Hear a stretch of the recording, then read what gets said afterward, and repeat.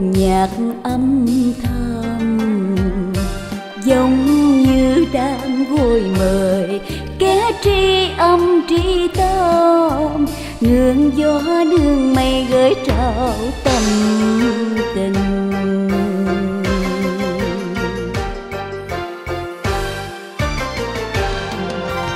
Trời xuân qua đào khoe hương, hồng sắc muôn phương nghe hồn dương, dạt dào tư lương thở than đêm trường, vì ai gieo nói nghiêng qua cung thương câu ước nguyện.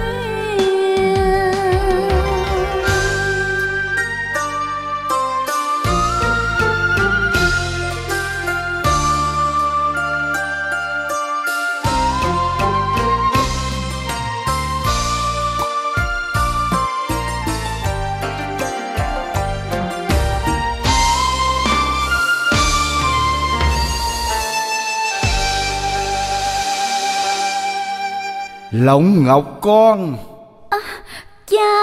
Cha làm cho con hết hồn à. Con lại đang tương tư về người thổi tiêu kia à? Cha, con nào dám.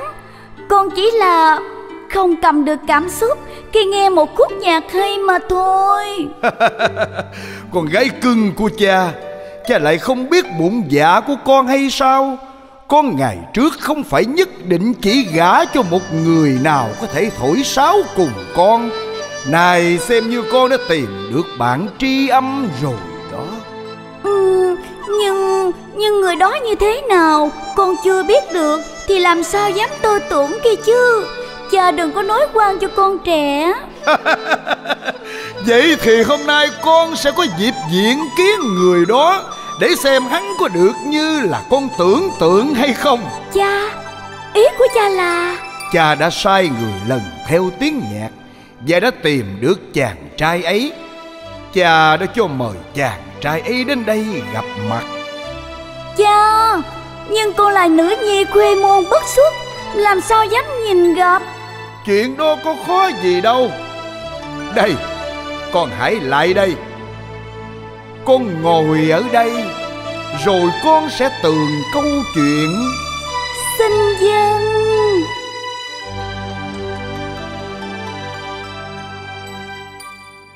Dạ bẩm chúa công, Tiêu công tử xin được vào bái kiến. Mời người vào.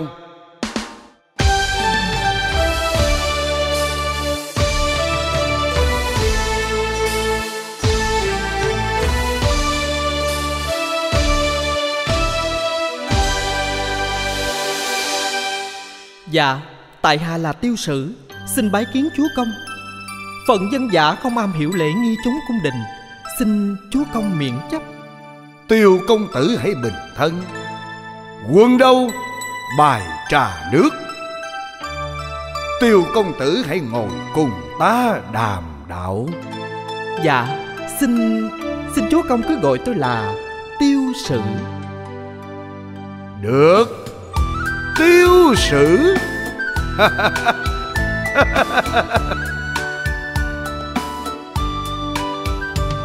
Thấy ai tài niên tuân tú, dáng hiên ngang khi dùng hùng anh. Mến thương lòng ta muốn biết, quê hương gia cảnh cùng tự thân. Một mình hôm sớm quạnh hiu, lãng du phiêu bạc trời mây. Bên người chỉ có tiếng tiêu, tri âm bầu bạn cùng vui. Bước giang hồ không lưu trú, qua sơn phong cảnh nên thơ. Tai nghe thoáng xa tiếng nhạc, thấy hồn như bỗng chơi vơi. Nên trồi lên mấy dân, xưa khúc tơ trong ngân. lời bài phân nếu phiền ai, tôi xin tạ lỗi nơi này. Không không, lời Tiêu đó chẳng hề phiền đến ai cả. Chỉ vì yêu mến tiếng Tiêu nên ta mới sai người truy tầm. Chẳng hay người có thể thổi tặng cho ta một khúc tiêu được hay không? Nếu chúa công đã muốn nghe, đó là vinh hạnh cho Thảo Dân.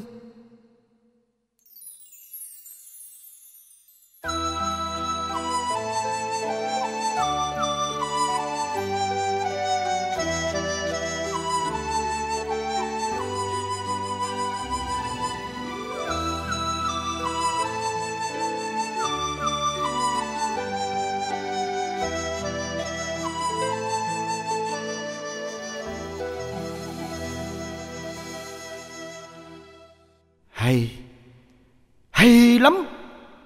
Quả là một khúc nhạc du dương làm say hồn người. Nếu người đã có thể thổi tiêu, chắc chắn có thể thổi sáo được phải không? Thưa không, tôi chỉ biết thổi tiêu và không biết thổi sáo. À, ngươi không biết thổi sáo à?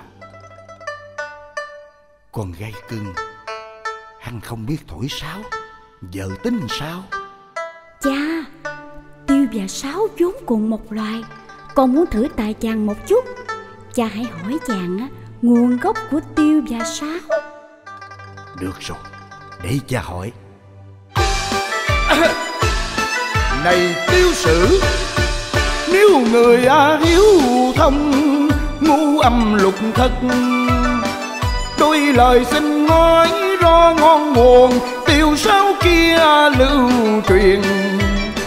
Nguyên từ nơi đâu và đã trải qua bao đời hàm, kể rằng ta rõ chàng trai biết không nào, ta thử tài ba của Trang Anh Hào.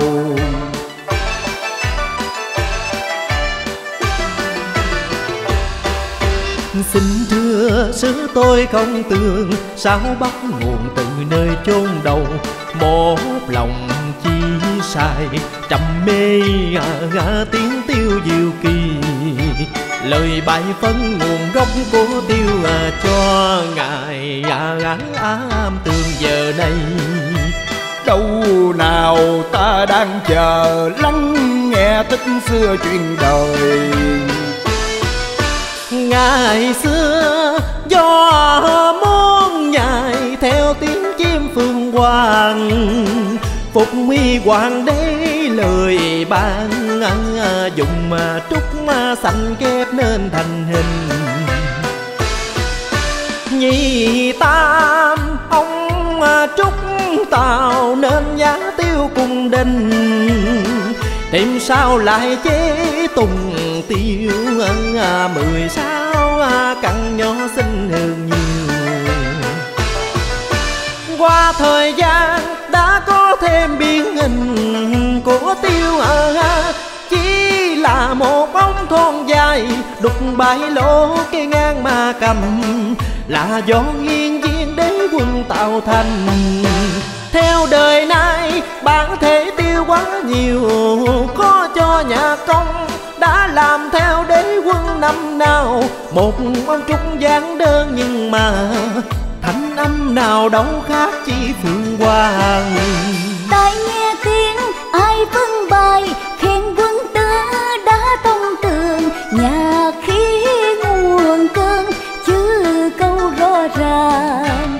Con này con nghĩ thế nào mau nói đây cha tính toan. Lòng trẻ vui nên tình hay vẫn chưa thỏa lòng. Con đâu dám chuyên quyền, trên cha hãy ban lên truyền. Vừa nghe lời con đã hiểu thông dạ lòng. Trong người trai dáng đường đường nam tứ nào kém ai, là mối duyên do trời đã khéo xe trúc mai hiệp hòa.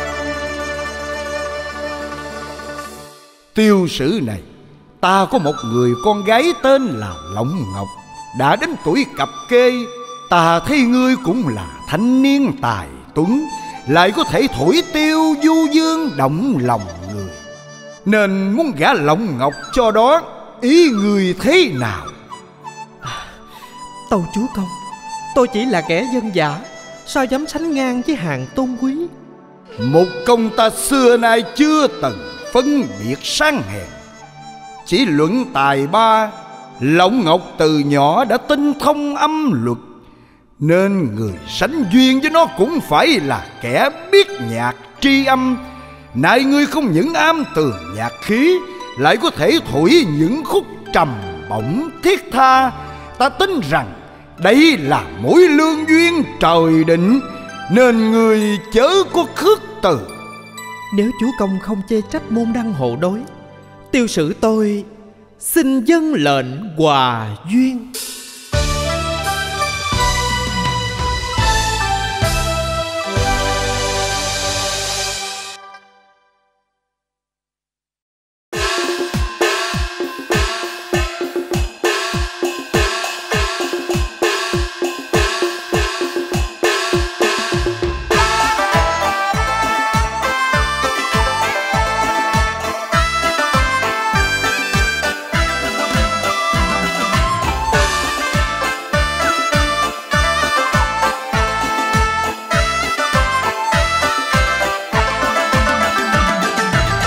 La la la la la la la la la la la. Cung son đèn hoa văn chúc phúc đôi tình nhân, kết tơ loan vàng đã ngàn năm. Ngập trần gian pháo hoa từng không sáng tươi muôn màu, đón mừng mối lương duyên hiệp hòa. Tân nương từ tiếng Nga, môi hồng mắt đưa tin, cho lòng ta ngây ngơ nặng trôi tim hồng anh. Lời du dương như gió gương mật thơm, khiến ta say dù chưa nhất càng ly. Hương nguyện trao chớ nên phù phàng, yên bên quanh nguyện không lìa đàn. Tiêu Lan, Lộng Ngọc,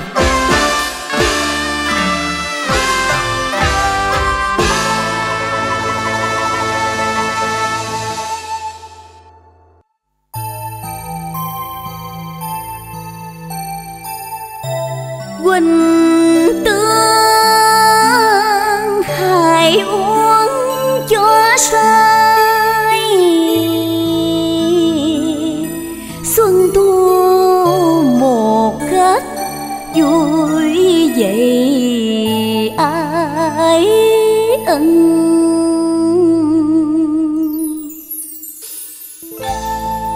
tha hồn trên đình phù dân,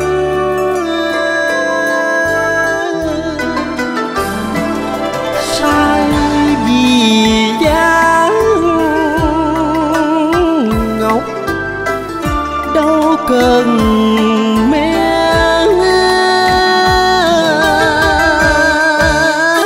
cay. Chén Quỳnh tương thiết mới dần, khắc ghi ước mơ hòa dạo từ tóc. Xin chàng chớ quên câu thề trọn tình, Quý không đổi thay dấu cho biển xanh quá thành nương dâu. Ngày tân hôn nguyện trăm năm, tình son sắc chung đôi kiếp này như bóng giới hình. đời qua xin nước mắt tuôn dù bao dòng tố muôn trung. Dùm che mưa xa bao ta đi qua ngát hương vì ta. Hứa lời yêu hỏi tình lãng, có trăng với mây trời cao mình chừng tình luyến lưu không hề lìa xa nhau. Sắc cầm đá vàng thủy chung tơ đàn không phai.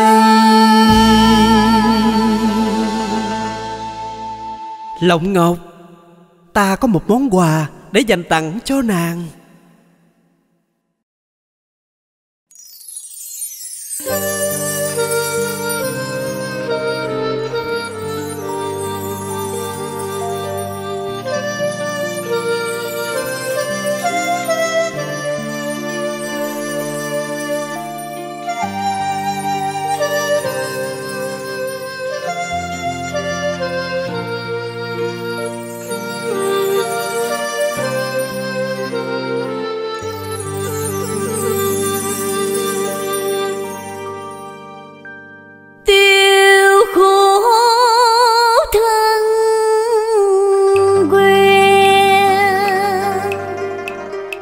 Dường như giấc mơ đêm trường, trong cõi mơ hồn thấy hồn chơi với tiếng ngân nga giữa nơi non ngàn. Bóng chim lân trời ngỡ đưa chân lạc vào thiên cung. Câu nói không sai, chính ta là người miền non xanh thuộc về tiên giới. Nay xuống trần gieo duyên đu qua, thiếp đây ngỡ ngàng hãy phân qua đuôi đầu căn nguyên. Lý đâu can thường gán tự duyên với người thần tiên. Trên hoàng thiên thuần tình mình sẽ câu trúc mãi trăm năm tròn, được kề bên nhau. Tiêu Lan, thì ra chàng là người dẫn tấu khúc họa sơn ngâm hàng đêm trong giấc mơ của thiếp. Phải. Hiền thê, tiền kiếp chúng ta đã kết nên duyên nợ. Nương giấc mơ gợi đến nàng khúc nhạc định tình. Hiền thê. Tiêu Lan, câu ước thề tam thế còn ghi, nơi núi non tương tri kết tên. Những cách ngăn thiên tiên phàm nhân, duyên thứ ngư cam đành chia ly đôi lần. rồi ngày nay thương kiến tao buồn, mãi phải xa đau thương tràn ngập muôn trùng. Đêm đuốc qua sao nghe lệ nhòa, trăng vô sầu khi mới phân ly.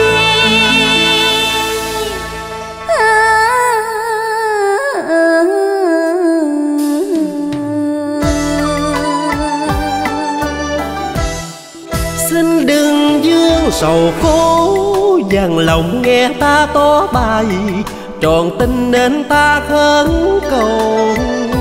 Trên ngôi cao ngọc hoàng, người dùm thương nghi, ban sai xuống dương trần công tràng thành đổi ta nối duyên. Cùng tiên vốn yên vui đời sống, sao nay vì yêu vẫn phong trần. Quyết tâm khua mái chèo băng sông ngàn, vượt muôn khơi bến xưa đang chờ đón bóng con thuyền. Thương chàng bao ngày tháng, miệt mài dặn truân kiếp đời, nguyện thế ba sinh giữ lời. Qua trăm năm ta hoàn thành lời giao phó. Cao xanh đã thương tình ban cho nàng được mang lớp tiên. Con tri ân trên cao dài người ban phước, sông Ngân đã xây cầu cho đôi hồn tình chung sánh vai. Qua rồi thử thách trong gai, châu về hợp phố duyên hài bền lâu. không còn thao thức canh thâu, có chàng bên thiết dạt vào yêu thương.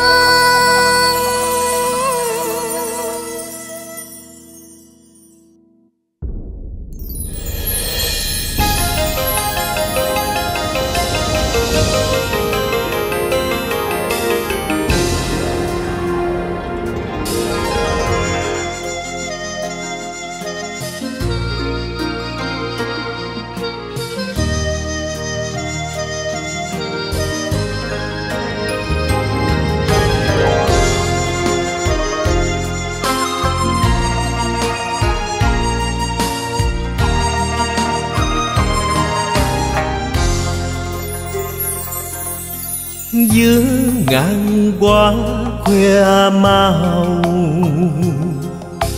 dáng nàng tiên thước tha. Gió hát mây vờn tiếng sáo như ru hồn, đưa thuyền tình lướt trên sông muôn trăng vàng. Khúc nhạc chan qua nỗi đôi tâm hồn mơ, vì nguyện duyên thắm chấp đường tư hạnh phúc.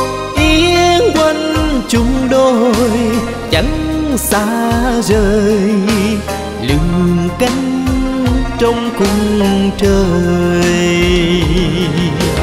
Cánh qua xuân nở trong tay anh hào, ngọt ngào tỏa sáng hương trong màn đêm tối.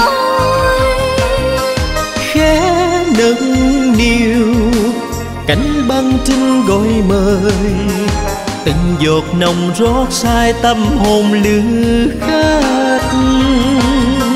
Ước mong sao thời gian không vội bước, để đôi tim say mê lạc trong mái ân. Chốn non ngàn hồn trôi theo tiếng nhạc lòng, tình bền chắc sắc son trăm năm không dời.